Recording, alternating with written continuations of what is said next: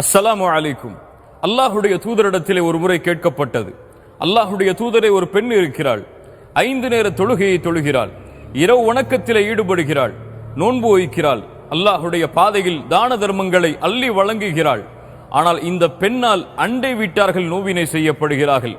அல்லாஹுடைய தூதர் சொன்னார்கள், லா கைர ஃபீஹா, அந்த பெண்ணிடத்திலே எந்த நன்மையும் இல்லை, அந்த பெண் நரகத்தை சார்ந்தவள் என்று. சுப்ஹானல்லாஹ்.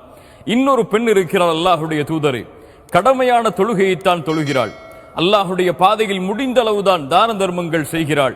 இந்த பெண்ணால் இந்த பூமியில் யாரும் நோவினை செய்யப்படுவதில்லை, யாருக்கும் இந்த பெண் தீங்கிழைப்பதில்லை. இந்த பெண் யார்? அல்லாஹுடைய தூதர் சொன்னார்கள், ஹிய மின் அஹ்லில் ஜன்னah, இந்த பெண் சொர்க்கத்தை சார்ந்தவள் என்று. இந்த நபிமொழி 1000 பலன்களை, படிப்பினைகளை எமக்கு தர வேண்டும். வணக்க வழிபாடுகளும் குணங்களும் நேர்கோட்டில் அமைந்தால்தான் அல்லாஹ்விடத்திலே அந்த அமல்கள் அங்கீகரிக்கப்பட்டு சொர்க்கம் அதன் கூலியாக கொடுக்கப்படும். வணக்க வழிபாட்டில் ஒருவர் உயர்ந்து குணத்தில் தாழ்ந்து விட்டால் அவர் ஒருபோதும் அல்லாஹ்விடத்திலே சொர்க்கத்தை வேண்ட முடியாது.